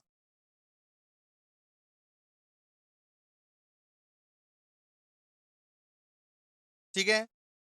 फिर देखिए, फिर देखिए, फिर लिखा हुआ है कि supply of farm labour from agricultural work. मतलब मान लीजिए कि आप अपना जो खेत है, अपना खेत में आप 10 मजदूर को लगा के काम अगर करवा रहे हो, अपना खेत में अगर आप 10 मजदूर को लगवा के काम कर रहे हो, तो उस पे जीएसटी नहीं लगता। अगर आप कितने भी बंदों को बुलाए हो अपना एग्रीकल्चरल वर्क के लिए, उस पे कोई भी जीएसटी नहीं लगेगा, कोई भी जीएसटी नहीं लगेगा उस पे। कितना भी बंदों को बुलाओ काम वाम करवाओ, कोई कोई भी जीएसटी उस पे नहीं लगेगा। फिर लिखा हुआ है कि services like ploughing and sowing, planting, harvesting, threshing, pruning, cutting and similar form operations. मतलब सिंपल सा बात है कि एग्रीकल्चर का जितना भी एक्टिविटीज होता है वो सब सब आप करते हो, तो उस पर जीएसटी नहीं लगता। अब सबसे पहले कि प्लाउजिंग का मतलब क्या होता है, प्लाउजिंग का मतलब होता है खेत को ट्रैक्टर या हल से खोदना। सिंपल सा बात है कि ट्रैक्टर से जो वो खेत वेत खोदते हो ना, उसको अपने लोग क्या बोलते हैं, प्लाउजिंग। फिर सोइंग का मतलब क्या होता है, बीज डालना, बीज बीज सीड्स डालना, ठीक है। फिर प्लांटिंग का मतलब क्या होता है, प्लांटिंग का मतलब है छोटे छोटे प्लांट्स लगाना। हार्वेस्टिंग का मतलब क्या होता है, हार्वेस्टिंग का मतलब होता है, हार्वेस्टिंग का मतलब होता है सर फसल फसल काटना, फसल काटना। थ्रेसिंग का मतलब क्या होता है, अनाज को प्लांट से अलग करना, फसल वसल काट के उसको अलग कर रहे हैं, उसको अलग कर रहे हैं। अरे जैसे आप देखते हो ना कि धान वान उगता है, तो धान को अलग करके चावल, वो धान जब होता है उसको अलग करके चावल, ठीक है। फिर क्या है, फिर है भैया प्रूनिंग। प्रूनिंग प्रूनिंग का मतलब क्या है कि प्लांट्स के एक्स्ट्रा ब्रांचेस को काटना, एक्स्ट्रा एक्स्ट्रा ब्रांचेस को काटना। जब आप सिर्फ प्लांट्स नहीं काटते हो, प्लांट्स के कुछ एक्स्ट्रा ब्रांचेस को भी काटते हो कि कुछ ना कुछ यूज आ जाए उसका, उसको बोलते हैं प्रूनिंग, ठीक है। जैसे कि आप लोगों को पता होगा कि केला का तो सब्जी बनता ही है, केला का पत्ता का भी बहुत ज्यादा यूज होता है, केला का पत्ता का भी बहुत ज्यादा यूज होता है, केला का पत्ता भी आप काट दिए, केला तो काटे ही, केला का पत्ता भी काट दिए उसको, उसको अपने लोग क्या बोलते हैं, प्रूनिंग। कटिंग कटिंग कटिंग का मतलब क्या होता है कि फसल वसल को काटना, क्रॉप को काटना, क्रॉप को काटना, ये सब सारा एक्टिविटीज आप करते हो। या तो आप मान लो कि प्लाउजिंग करते हो, सोइंग करते हो, प्लांटिंग करते हो, हार्वेस्टिंग करते हो, थ्रेसिंग करते हो, प्रूनिंग करते हो, कटिंग करते हो, तो जीएसटी उस पे नहीं लगता, नहीं लगता जीएसटी उस पे। ठीक है। फिर क्या दिया हुआ देखिए, फिर दिया हुआ है रेंटिंग और लीजिंग ऑफ एग्रो मशीनरी और एग्रीकल्चरल इक्विपमेंट। मतलब मान लो कि आप अपना ट्रैक्टर वैक्टर किसी को लीज पे दे रहे हो, किसी को रेंट पे दे रहे हो। अगर आपके पास बहुत सारा मशीन है, ट्रैक्टर है और एग्रीकल्चर मशीन्स है जिससे एग्रीकल्चर किया जाता है, वो सारा मशीन ट्रैक्टर वैक्टर आप मान लो कि रेंट पे दे रहे हो, तो उसको उस पे जीएसटी आपको नहीं देना पड़ेगा, जीएसटी फेस्ट नहीं लगेगा। आप रेंट दे रहे हो या आप लीज पे ले रहे हो कोई भी मशीन, आपको कोई भी जीएसटी नहीं पे करना है। कोई भी एग्रीकल्चरल इक्विपमेंट, ट्रैक्टर वगैरह जो हो गया, ट्रैक्टर, हार्वेस्टर, वाटर पंप, किसी को रेंट पे दे रहे हो आप, किसी को रेंट पे दे रहे हो या किसी से लीज पे ले रहे हो, तो जीएसटी नहीं लगेगा। ठीक है। फिर आप अगर लोडिंग करते हो, लोडिंग मतलब लोड करना, ट्रैक्टर वैक्टर पे लोड करना, लोडिंग करते हो, अनलोडिंग करते हो, packing, storage, warehouse of agricultural produce, GST नहीं लगेगा, जीएसटी नहीं लगेगा। फिर आप ट्रांसपोर्टेशन ऑफ एग्रीकल्चरल प्रोड्यूस करते हो, मतलब कि जो भी आपने उगाया उगाया है उसको आप ट्रांसपोर्ट करते हो, उसको आप पहुंचाते हो, उस पर कोई भी जीएसटी नहीं लगेगा, उस पर कोई भी जीएसटी नहीं लगेगा। और कोई सा भी services agricultural produce marketing community आपको प्रोवाइड किया है, एपीएमसी प्रोवाइड किया है, कोई भी सर्विसेज, उस पे जीएसटी नहीं लगेगा। कोई सा भी सर्विसेज अगर आपको agricultural produce market community provide किया है, ये कम्युनिटी है एपीएमसी, एपीएमसी एक कम्युनिटी है जो कि बहुत सारे सर्विसेज प्रोवाइड करती है, उस पे कभी भी जीएसटी नहीं लगेगा। ठीक है। तो इन सब सारी चीजों पे जीएसटी नहीं लगेगा। क्लियर है। अगर आप, वापस आपको समझा देते हैं कि अगर आप एनिमल्स को पालते हो, अगर आप प्लांट्स को उगाते हो, अगर आप पेड़ पौधा को उगाते हो, गाय भैंस बकरी वकड़ी पालते हो, उस पे जीएसटी नहीं लगेगा। अगर आप अपना फार्म में बहुत सारा लेबर्स लाके काम वाम करवाते हो, अगर आप अपना एग्रीकल्चरल फार्म में बहुत सारा मजदूर लाके काम करवाते हो, उस पे जीएसटी नहीं लगेगा। अगर आप बहुत सारा वो सर्विसेज करते हो, जैसे कि वो प्लाउजिंग हो गया, सोविंग हो गया, प्लांटिंग हो गया, हार्वेस्टिंग हो गया, सेसिंग हो गया, प्रूनिंग हो गया, कटिंग हो गया, उस पे जीएसटी नहीं लगेगा। अगर आप कोई भी एग्रो एग्रो मशीन जैसे कि ट्रैक्टर हो गया, हार्वेस्टर हो गया, उसको रेंट पे ले रहे हो, लीज पे ले रहे हो, रेंट पे अगर दे रहे हो या लीज पे ले रहे हो, उस पे जीएसटी नहीं लगेगा। अगर आप लोडिंग करते हो, अनलोडिंग करते हो, पैकिंग, स्टोरेज, वेयर हाउस करते हो, नॉर्मली वेयर हाउसिंग करते हो, उस पे जीएसटी नहीं लगेगा। अगर आप एग्रीकल्चरल सामान जो था, जो मतलब कि जितना भी कुछ आप उगाए हो उसको आप ट्रांसपोर्ट करवा रहे हो, कहीं ना कहीं पहुंचा रहे हो आप, उस पे जीएसटी नहीं लगता है। और कोई भी सर्विसेज अगर एपीएमसी मतलब एग्रीकल्चरल प्रोड्यूस मार्केटिंग कम्युनिटी अगर कोई सा भी सर्विसेज प्रोवाइड किया है, उस पे जीएसटी नहीं लगता है। ठीक है। क्लियर है आप लोगों को। चलिए आइए नेक्स्ट। अब आइए, अपने लोग अभी तक क्या क्या पढ़े, अपने लोग अभी तक पढ़े कि services provided bye charitable and religious trust, उस पे कौन कौन से सामान पे जीएसटी नहीं लगता है। फिर पढ़े एग्रीकल्चरल रिलेटेड सर्विसेज पे कौन कौन सा चीजों पे कौन कौन सा सर्विसेज पे जीएसटी नहीं लगता है। अब बात करेंगे एजुकेशनल सर्विसेज में कौन कौन सा ऐसा सर्विसेज है जिस पे जीएसटी नहीं लगता है। एजुकेशन सेक्टर में कौन कौन सा सर्विसेज पे जीएसटी नहीं लगता। अरे पढ़ाई लिखाई के क्षेत्र में कौन कौन सा सेक्टर पे जीएसटी नहीं लगता, जरा देखिए। Education plays a very important role in the development of the society, therefore in India many educational services are exempt from GST. India में बहुत सारा एजुकेशनल सर्विसेज जो है वो जीएसटी से एग्जेम्प्ट है। तो क्या क्या, सबसे पहले वो services provided by an educational institutions to students, faculty या स्टाफ। मान लीजिए आप स्कूल गए, स्कूल्स में आप देखते हो कि बाथरूम है, स्कूल्स में आप देखते हो वो लाइब्रेरी है, स्कूल्स में आप देखते हो प्लेग्राउंड है। जितना भी सर्विसेज प्रोवाइड कर रहा है अपना स्टूडेंट्स को, फैकल्टी को, स्टाफ को, उस पर जीएसटी नहीं मांग सकता, उस पर जीएसटी नहीं ले सकता। जितना भी सर्विस प्रोवाइड करता है स्टूडेंट्स को, मतलब कि फैकल्टी को या स्टाफ को, आप देखते हो ना कि लाइब्रेरी है, बाथरूम है, प्लेग्राउंड है, वो टेनिस कोर्ट है, स्कूल्स में देखते हो ना, स्कूल्स में या कॉलेजेस में, तो जितना भी सर्विसेज प्रोवाइड होता है स्टूडेंट को, फैकल्टी को या स्टाफ को, उस पर जीएसटी नहीं लगेगा। ठीक है। फिर एडमिशन रिलेटेड सर्विस मतलब एडमिशंस के रिलेटेड जितना भी सर्विसेज है, जैसे एडमिशन फॉर्म, एंट्रेंस फॉर्म, ऐसे करके नहीं बोल सकते कि एडमिशन फॉर्म भरने का जीएसटी लगेगा, नहीं, मांग नहीं सकता। आपका एजुकेशनल इंस्टीट्यूशन एडमिशन फॉर्म भरवाने के नाम पे जीएसटी नहीं मांग सकता। ठीक है। एडमिशन फॉर्म या मतलब कि मान लो कि कोई एंट्रेंस एग्जाम है, एंट्रेंस एग्जाम जी का होता है, नीट का होता है, उस पे जीएसटी नहीं होता है, जीएसटी नहीं मांग सकता। इनरोलमेंट का जीएसटी नहीं मांग सकता। ठीक है। तो एडमिशन रिलेटेड सर्विसेज में जीएसटी नहीं मांगा जा सकता। फिर conduct of examination, examination conduct कराने के लिए जो एग्जाम फॉर्म वगैरह वगैरह भरते हो उस पे आप लोग जीएसटी नहीं भरते हो।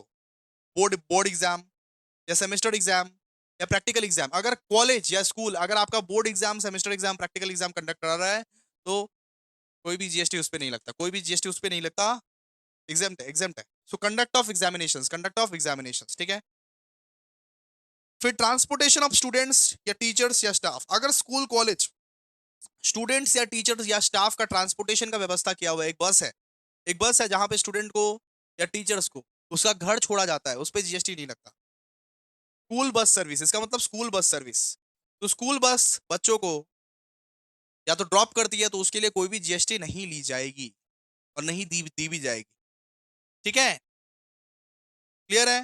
फिर catering, catering service under under mid day meal scheme, तो स्कूल जो मिड डे मील स्कीम का जो कैटरिंग सर्विस प्रोवाइड करता है, मिड डे मील स्कीम, अब देखोगे बहुत सारा सरकारी सरकारी स्कूल में मिड डे मील स्कीम चलाता है, खिचड़ी खिचड़ी डीम, खिचड़ी डीम या डीम आलू, मिड डे मील।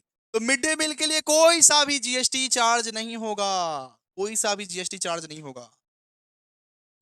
खिचड़ी या दाल या राइस उस पे जीएसटी नहीं है, ठीक है। लॉजिक क्या है भैया कि बच्चा अगर भूखा रहेगा तो पढ़ेगा कैसे, हर बात पे जीएसटी मत लगाओ।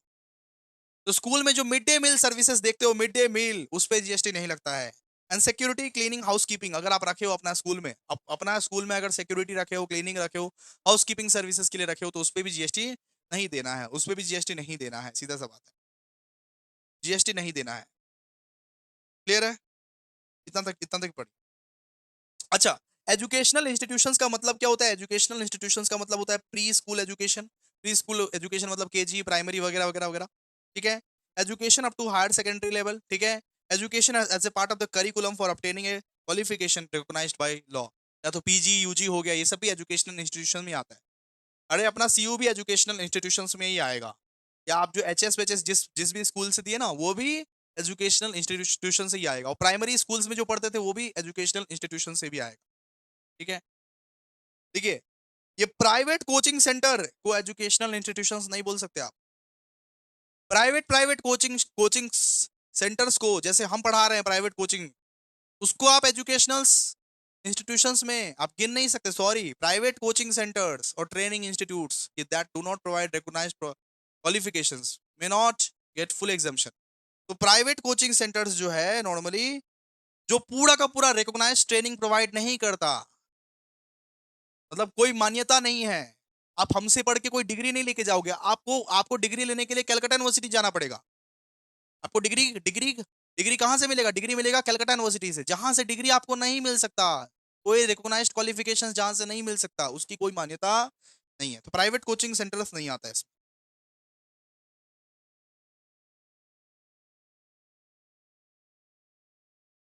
Next, skill development and training services. आजकल भाई सिर्फ रट्टाबाजी इंपॉर्टेंट मैटर नहीं करता, आजकल स्किल्स भी मैटर करता है। तो गवर्नमेंट स्किल्स पे भी बहुत ज्यादा काम करती है कि अगर आप स्किल सीखते हो, अगर आप ट्रेनिंग लेते हो, अगर आप अपना स्किल को डेवलप करते हो तो क्या क्या जीएसटी छूट है, कि कौन कौन सा चीज में उसमें भी जीएसटी का एग्जाम्पशन आपको मिलता है। तो सबसे पहले बात करते हैं कि स्किल डेवलपमेंट का मतलब क्या होता है। Skill development services refers to the training programmes that help individual acquire technical vocational professional skills for employment और सेल्फ एम्प्लॉयमेंट। आप जैसे कि जानते हो इंडिया इंडिया जैसे कंट्री में इतनी ज्यादा बेरोजगारी है, इतनी ज्यादा बेरोजगारी है, तो स्किल डेवलपमेंट का मतलब कुछ ऐसे टेक्निकल स्किल्स, वोकेशनल स्किल्स या प्रोफेशनल स्किल्स सिखाना कि बच्चे लोग आराम से अपने लिए जॉब खोज पाए, बच्चे लोग आराम से सेल्फ एम्प्लॉयमेंट हो पाए, और या तो एम्प्लॉयमेंट हो पाए, कहीं पे नौकरी लग पाए, या तो खुद का कुछ स्टार्ट कर पाए, इतना लायक हो पाए, उसको बोलते हैं स्किल डेवलपमेंट। अब कौन कौन सा स्किल डेवलपमेंट ट्रेनिंग के लिए एक जीएसटी एग्जाम्शन है, जरा आप बात बात सुनिए। कौन कौन सा स्किल डेवलपमेंट के लिए जीएसटी में एग्जाम्शन मिलता है। सबसे पहले लिखा हुआ है कि training provided as a part of curriculum lending to the qualification recognised by the law, मतलब कि मतलब ऐसे कोर्स जो लॉ रिकॉग्नाइज्ड क्वालिफिकेशंस देता हो, जैसे आईटीआई सर्टिफिकेट, जैसे आप देखोगे आईटीआई आईटीआई सर्टिफिकेट, जैसे आईसीए के बारे में सुने होगे आप, आईसीए के बारे में, आईसीए से अगर आप डिग्री करते हो तो आपका स्किल इनहांस इनहांस हो जाता है, वो लोग ऐसा बोलते हैं ना नॉर्मली। आईटीआई हो गया या गवर्नमेंट अप्रूव्ड, इतने इतने सारे डिप्लोमास हैं, हमने कितने सारे डिप्लोमास किए अपने लाइफ टाइम में। तो 6-6 महीना का जो डिप्लोमाज होता है या डिग्री होता है या कोर्सेज होता है, उसको उसको अपने लोग बोलते हैं नॉर्मली, कि कहीं से भी आप ट्रेनिंग अगर ले रहे हो जो एक क्वालिफिकेशंस प्रोवाइड करता है लॉ के तहत, लॉ उसे मान्यता देती है, जैसे आईटीआई का डिग्री, आईसीए का डिग्री, जैसे वैलिड सर्टिफिकेट। आप कोई इंटरव्यू देने जाओगे तो इंटरव्यू में आपका बॉस क्या पूछेगा? आपका बॉस पूछेगा कि ये जो 6 महीना था, ये 6 महीना कहाँ तुमने काम किया, कौन सा जगह पे तुमने ट्रेनिंग किया, वो वैलिड जगह का तुमको सर्टिफिकेट दिखाना पड़ेगा।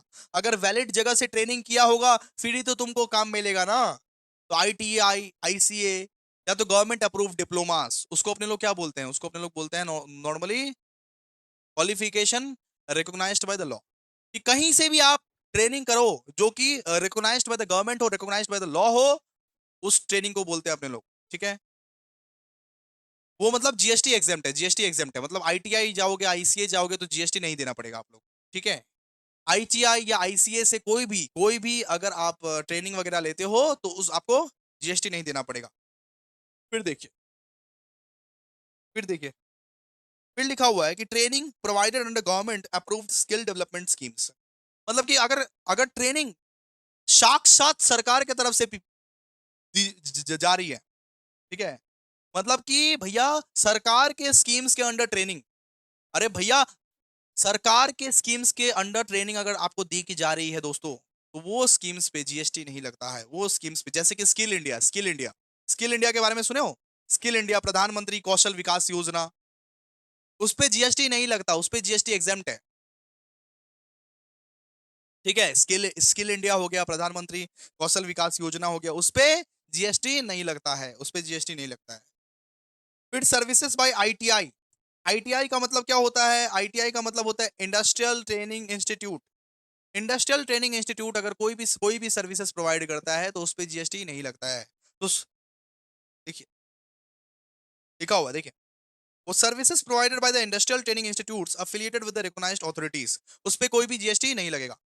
या तो नेशनल स्किल डेवलपमेंटल कॉर्पोरेशन, मतलब एनएसडीसी से अगर आप ट्रेनिंग ले रहे हो, एनएसडीसी से अगर आप ट्रेनिंग ले रहे हो, नाम याद रखना बस, एनएसडीसी, आईटीआई, इन सब से अगर आप ट्रेनिंग ले रहे हो तो आपको जीएसटी नहीं भरना पड़ेगा। ठीक है, क्लियर है? नेशनल स्किल डेवलपमेंट कॉर्पोरेशन, अगर कोई भी इंस्टीट्यूट एनएसडीसी अप्रूव्ड है तो उस पर जीएसटी नहीं लगेगा।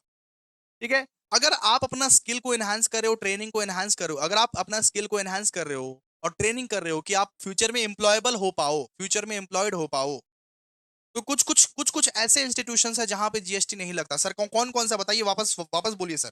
सबसे पहले तो हम आपको ये मतलब आपको ये सबसे सबसे पहले पहले बोले कि training provided as a part of the curriculum leading to the qualification recognised by the law. मतलब मान लो आईटीआई, आईसीए की तरफ से अगर आप कोई ट्रेनिंग वगैरह ले रहे हो तो जीएसटी नहीं लगता। ठीक है, फिर training provide under government approved skill development schemes, उस पे आपका जीएसटी नहीं लगता नॉर्मली। कि गवर्नमेंट खुद स्किल आपको सिखा रहा है, जैसे स्किल इंडिया के तहत आप स्किल सीख रहे हो, प्रधानमंत्री कौशल विकास योजना के तहत आप स्किल सीख रहे हो, स्किल स्किल इंडिया या प्रधानमंत्री स्कीम्स के तहत आप स्किल्स को सीख रहे हो। ठीक है, क्लियर है? या तो कोई भी सर्विसेज आपको आईटीआई प्रोवाइड कर रहा है, आईटीआई आईटीआई अगर प्रोवाइड कर रहा है विथ रिकॉग्नाइज्ड अथॉरिटीज, ठीक है, या तो एनएसडीसी, कोई भी स्किल्स आप अगर एनएसडीसी अप्रूव्ड ट्रेनिंग पार्टनर्स के थ्रू करते हो, अगर आप कोई भी स्किल्स आप एनएसडीसी अप्रूव्ड ट्रेनिंग पार्टनर्स के थ्रू करते हो तो उस पे जीएसटी एग्जाम्पशन मिलता है आपको। पढ़ लीजिएगा इसको। ठीक है, अब बहुत इंपॉर्टेंट है, जरा आप समझिए बात को। गुड्स ट्रांसपोर्ट सर्विसेज, अब ये क्या होता है सर? पढ़िए। Goods transport services refers to the transportation of the goods from one place to another by road, rail or water. Under GST in India, the tax treatment of the goods transport services depends on the types of transportation, the nature of goods. मतलब कि transport services पे GST लगेगी कि नहीं लगेगी, ये बात matter करता है कि कौन सा ट्रांसपोर्ट आप यूज कर रहे हो। आप रोड से जा रहे हो, रेल से जा रहे हो, एयर से जा रहे हो, कैसे जा रहे हो आप। सबसे बड़ी मुद्दे की बात है कि गुड्स ट्रांसपोर्ट सर्विसेज पे क्या जीएसटी लगेगी? अगर आप गुड्स को ट्रांसपोर्ट कर रहे हो क्या जीएसटी लगेगी? तो सबसे सबसे सबसे बड़ी बात आती है कि आप गुड्स को कैसे करके लेके जा रहे हो, रोड से लेके जा रहे हो, रेल से लेके जा रहे हो, एयर से लेके जा रहे हो, उस बात पे डिपेंड करता है, उस बात पे डिपेंड करता है। ठीक है, तो अब अपने लोग पढ़ेंगे एक्सेप्शंस इन गुड्स ट्रांसपोर्ट। कौन कौन सा गुड्स ट्रांसपोर्ट है जिसमें पूरा का पूरा जीएसटी एग्जेम्प्ट है, जीएसटी लगेगा ही नहीं। मीन्स ये सब गुड्स पे जीएसटी लगेगा ही नहीं, लगेगा ही नहीं। ये सब सारा ऐसा गुड्स है जिस पे जीएसटी लगेगा ही नहीं। तो कौन कौन सा sir? Transport of agricultural produce. अगर आप अगर आप अगर आपने खेती वेती किया है, खेती करके कुछ भी आपने उगाया है, उसका ट्रांसपोर्ट कर रहे हो तो जीएसटी नहीं लगेगा। अगर आप मिल्क, सॉल्ट या फूड ग्रेन्स को ट्रांसपोर्ट कर रहे हो, जीएसटी नहीं लगेगा। अगर आप न्यूज़पेपर या मैगजीन्स को ट्रांसपोर्ट कर रहे हो, जीएसटी नहीं लगेगा। अगर आप ट्रांसपोर्ट कर रहे हो रिलीफ मटेरियल का, जैसे कि कोविड वैक्सीन, कोविड के टाइम में मान लीजिए, कोविड वैक्सीन ट्रांसपोर्ट हो रहा था, उस पर जीएसटी नहीं लगेगा। आप अगर ट्रांसपोर्ट कर रहे हो small consignment before specified value limits, एक लिमिट के अंदर अगर आप ट्रांसपोर्ट कर रहे हो, एक लिमिट के अंदर अगर आप ट्रांसफर कर रहे हो, तो उस पर जीएसटी नहीं लगेगा। ठीक है, फिर लिखा हुआ है कि transport of goods by rail, air और vessel is taxable but may have specific exemptions. मतलब अगर आप रेल से लेके जाते हो, एयर से लेके जाते हो, वेसल से लेके जाते हो, तो वो टैक्सेबल है, लेकिन कुछ कुछ एग्जम्पशंस भी मिलेगा। अगर आप रेल के थ्रू लेके जाते हो या एयर के या वेसल के थ्रू लेके जाते हो, तो कुछ कुछ एग्जम्पशन आपको मिलेगा, लेकिन वो टैक्सेबल है। And courier courier courier services are taxable under forward charge. Courier services जो है, कुरियर सर्विसेज जैसे आपको जो बुक्स वुक्स कुरियर वुरियर करवाते हैं, वो टैक्सेबल है हमारे लिए, उस पर लगता है जीएसटी, कुरियर सर्विसेज।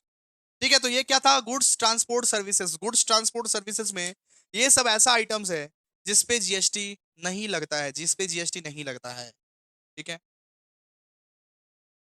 अब पैसेंजर पैसेंजर ट्रांसपोर्ट सर्विसेज का बात करेंगे, पैसेंजर ट्रांसपोर्ट सर्विसेज का बात करेंगे। आइए अब बात करेंगे पैसेंजर ट्रांसपोर्ट सर्विसेज।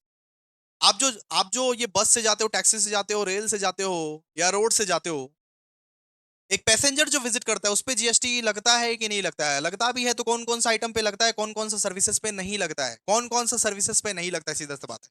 तो पैसेंजर ट्रांसपोर्ट सर्विसेज का बात करेंगे। So passenger transport services refers to the transportation of people from one place to another by road, rail, air और water. Under GST in India certain passenger transport services are exempt to reduce burden और common people. ठीक है, तो passenger transport services का अपने लोग बात करते हैं कि कौन कौन सा पैसेंजर ट्रांसपोर्ट सर्विसेज पे जीएसटी नहीं लगता है। कौन कौन सा पैसेंजर ट्रांसपोर्ट सर्विसेज पे जीएसटी नहीं लगता? देखिए, एग्जाम्प्ट पैसेंजर ट्रांसपोर्ट सर्विसेज, कौन कौन सा पैसेंजर ट्रांसपोर्ट सर्विसेज पे जीएसटी नहीं लगता? सबसे पहला पहला कि transportation of passenger bye non air coordinated contract carriage other than radio taxi. इसका इसका इसका मतलब क्या हो गया? इसका मतलब हो गया ऐसा बस या ऐसा व्हीकल जो बुकिंग पे लेके जाता है, बट एसी वैसी नहीं होता। जैसे मान लीजिए कि पिकनिक के लिए स्कूल बस जाती है आपका, जैसे मान लीजिए शादी वादी है, शादी वादी के लिए जो बस किया जाता है, लोकल टूर बस, जो बस बुकिंग पे जा रहा है, मतलब कि बस को आप बुक कराए हैं, बस को आप बुक कराएं कि मान लीजिए आपका शादी है, आपने बस को बुक कराया। ठीक है, या आपका मान लीजिए स्कूल है, स्कूल के लिए आपने बच्चों लोग के लिए पिकनिक विकनिक के लिए बस अरेंज किया, या इलेक्शन के लिए बस अरेंज किया, बुक किया, उसमें एसी नहीं है, उसमें एसी नहीं है, तो जीएसटी एग्जेम्प्ट है।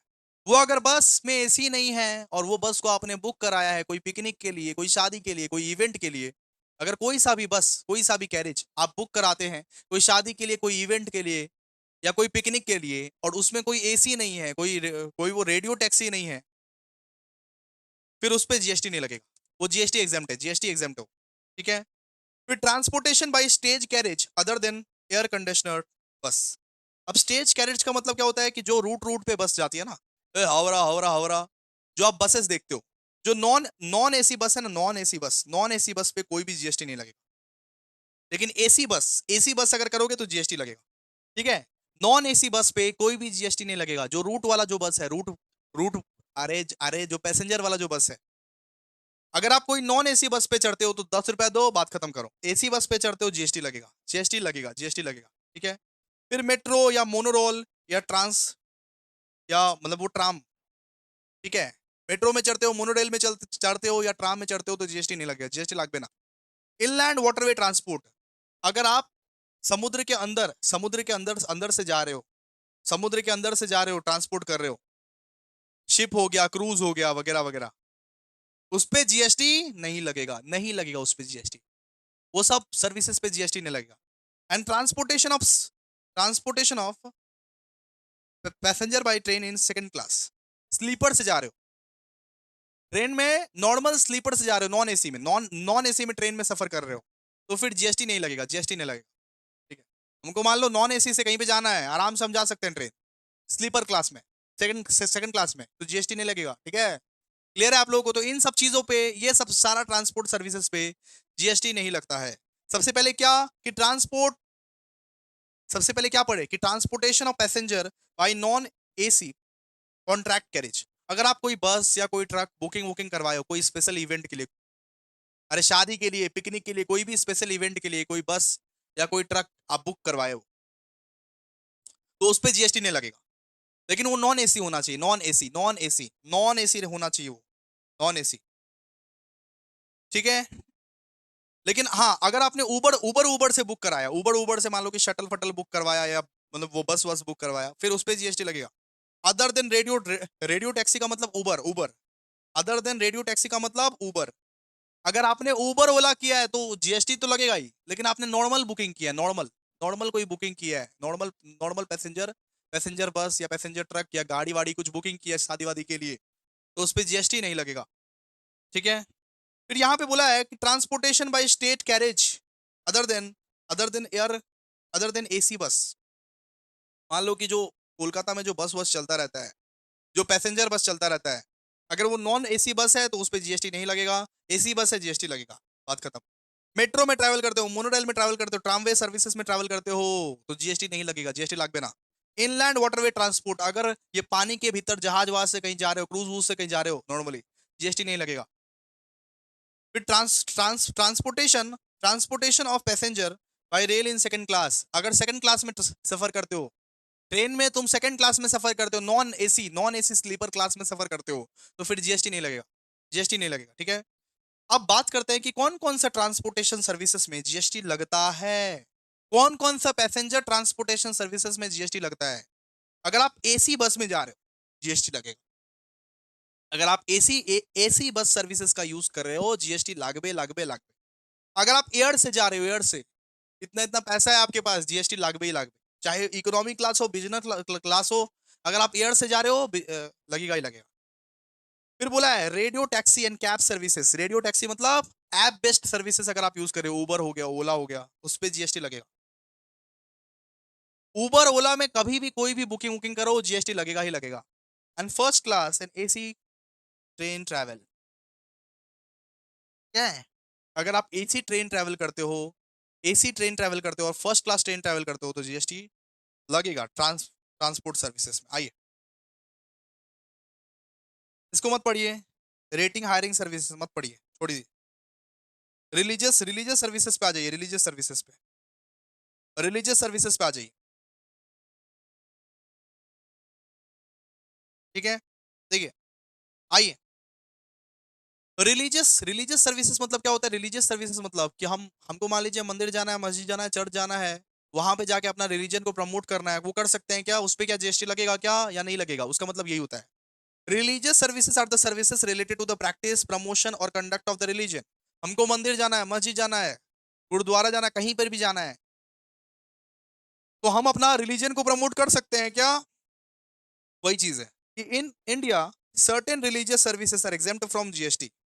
इंडिया में कुछ कुछ ऐसे रिलीजियस सर्विसेज है जो जीएसटी से एग्जेम्प्ट है, जीएसटी से एग्जेम्प्ट है, to respect religious freedom and reduce financial burden और डिपॉजिट्स, कुछ कुछ। ठीक है, मान लो कि कोई भक्त है, कोई ये भक्त है या कोई रिलीजियस प्रैक्टिस कर रहा है, मंदिर में मस्जिद में कोई अपना पूजा पाठ कर रहा है, कोई नमाज पढ़ रहा है, तो जीएसटी एग्जेम्प्ट है इन सब जगहों पे।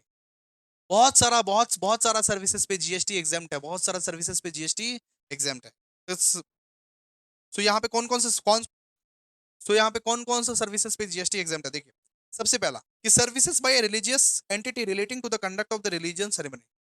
अब मान लीजिए कि हिंदू की तरफ से एक पूरा रिलीजियस वो सेरेमनी बनाया गया, फंक्शंस फंक्शंस ऑर्गेनाइज किया गया, तो उस पर जीएसटी नहीं लगेगा। जैसे मान लीजिए कि बागेश्वर बाबा, आप लोग क्या जानते हो?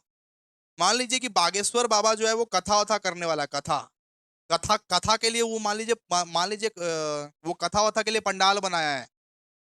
उन सब रिलीजियस सेरेमनीज के लिए जीएसटी नहीं लगेगा। वो सब रिलीजियस सेरेमनी के लिए जीएसटी नहीं लगेगा, सीधा सा बात है। ठीक है। फिर दिया हुआ है कि रेंटिस ऑफ रेजिडेंट्स।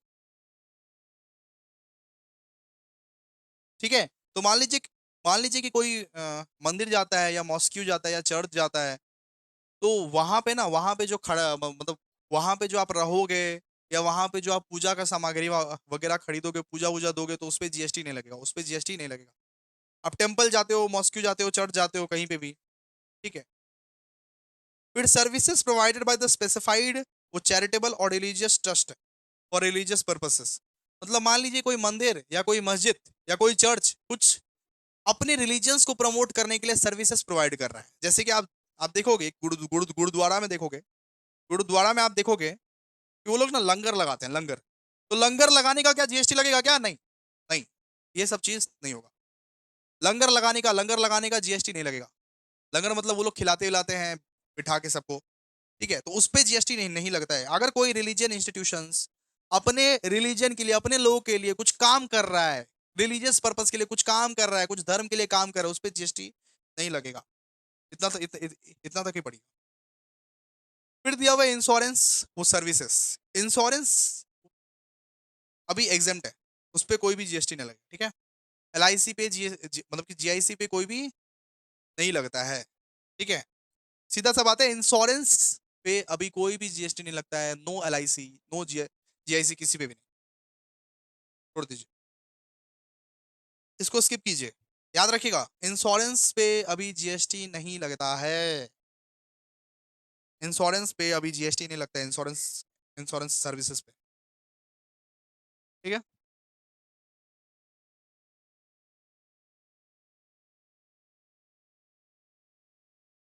आइए, अब लास्ट पढ़ेंगे कि जीएसटी ऑन लीगल सर्विसेज। अगर आप लीगल वीगल सर्विसेज प्रोवाइड कर रहे हैं तो जीएसटी उस पर लगेगा क्या या नहीं लगेगा?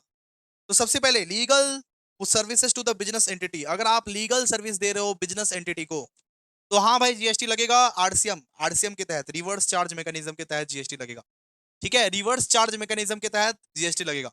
अगर आप मान लो एडवोकेट हो, एडवोकेट, और आप लीगल सर्विसेज दे रहे हो एक बिजनेस को, एक बिजनेस एंटिटी को लीगल सर्विसेज दे रहे हो, तो हाँ जीएसटी लगेगा under RCM, reverse charge mechanism, GST लगेगा ही लगेगा। ठीक है। अगर आप लीगल वो सर्विसेज दे रहे हो एक इंडिविजुअल को, एक नादान सा इंडिविजुअल को आप लीगल लीगल सर्विसेज दे रहे हो, तो उस पर जीएसटी नहीं लगेगा। ठीक है। लिखा हुआ है, देखिए। If legal services are provided to an individual for personal use, वो सच वो services are generally exempt from GST. और अगर आप लीगल सर्विसेज प्रोवाइड कर रहे हो स्मॉल बिजनेस एंटिटी को, मतलब छोटा छोटा छोटा बिजनेसमैन को, अगर आप लीगल सर्विसेज प्रोवाइड कर रहे हो, लिखा हुआ है इफ वो services are provided to the small business entity with turnover below the prescribed limit, such services में भी एग्जेम्प्ट। कुछ कुछ मतलब प्रेस्क्राइब्ड लिमिट के नीचे अगर उसका टर्नओवर है, बहुत छोटा बिजनेस है, बहुत छोटा बिजनेस है, अगर उसको आप लीगल सर्विसेज दे रहे हो, तो फिर जीएसटी उस पर भी नहीं लगेगा, जीएसटी उस पर भी नहीं लगेगा। सीधा सा बात है कि अगर आप बिजनेस एंटिटी को लीगल सर्विसेज दे रहे हो, जीएसटी लगेगा। अगर आप एक सीधा साधा इंडिविजुअल को लीगल सर्विसेज दे रहे हो, तो जीएसटी नहीं लगेगा, जीएसटी नहीं लगेगा।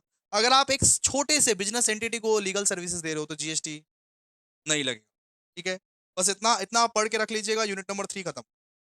यूनिट नंबर 3 सेस, और कुछ नहीं है यूनिट नंबर 3 में। Thank you so much. GST का यूनिट नंबर 3 खत्म। Thank you. Thank you. I hope आप लोगों को समझ में आया होगा।